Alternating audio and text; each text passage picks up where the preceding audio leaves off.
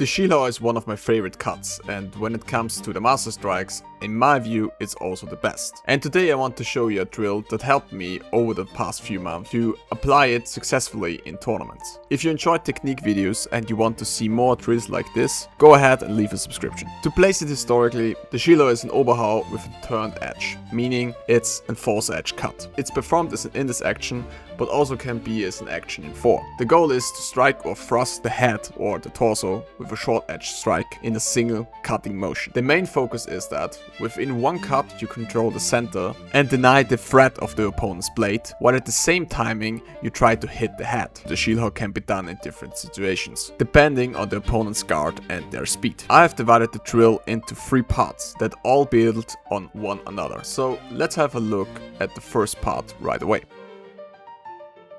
In the first drill, we focus on the Schielhau itself. The trainee cuts a Schielhau from the guard from Tag on the right side with a passing step into the center and simultaneously to the coach's head. The coach stands in a Longsword Flug position and only tries to hold the center, and also is not allowed to parry. A parry would distort the drill, because at this stage it's but cutting against a constant resistance. This gives the trainee a training environment that doesn't change from cut to cut. It's also important for trainees to first hit the center without the blade sliding too far onto their opponent's left or right shoulder. If I hit my coach's right shoulder, I have overextended too far and haven't cut into the center.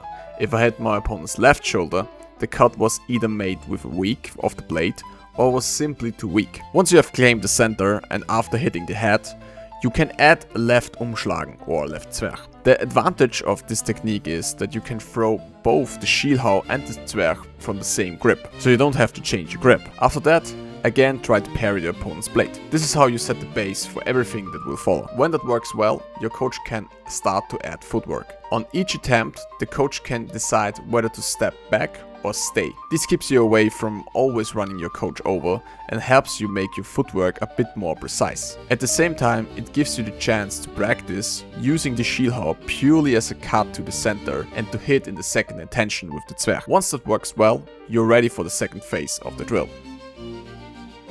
In the second phase of the drill, we turn the Schielhau into a thrust. For that to work well, the right foot and the right distance are crucial above all. To switch from cut to thrust at the right moment, we first need to look at the footwork.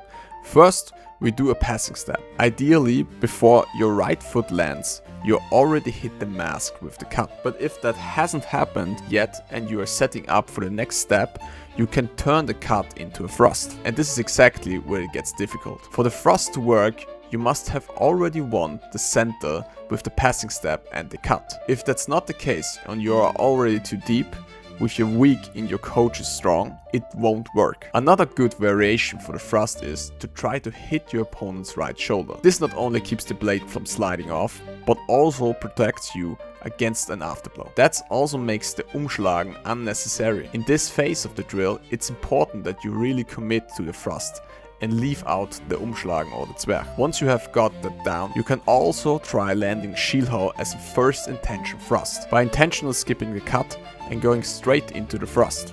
This gives you a good way to tap to your coach. You will see that, especially with the Schielhau, your opponent's size can play an important role. The cut tends to work best against fencers who are smaller or the same size as yourself, whereas the Schielhau thrust as a first intention action also works against larger opponents. But the most important thing with the Schielhau is timing. And once the exercise from drill 1 and 2 are setting well, it is time to turn the drill into a decision-making game. But before we get to the final part, I do like to point out that I have enabled channel memberships for this channel. So if you enjoy my work and you would like to support me a little, that's the best way to do it. In the final phase of the drill, it's about uniting all these elements and answering the question of when I actually want to do the Umschlagen or the Zwerch, when I switch from offense to defense. For this, we look at the footwork once again. When we switch from the cut to the thrust is already clear. But when do we switch into a Zwerch or a strike from the other side? Here we have to look at the mechanics of the flash, because the second step will be a flash, not a passing step. That means, if on the second step, leaning into the thrust, we haven't hit and beginning to tip forward, we have to abort the thrust and switch into the Zwerch. Then, before the left foot touches the ground, we have already switched over and can protect ourselves against the afterblow.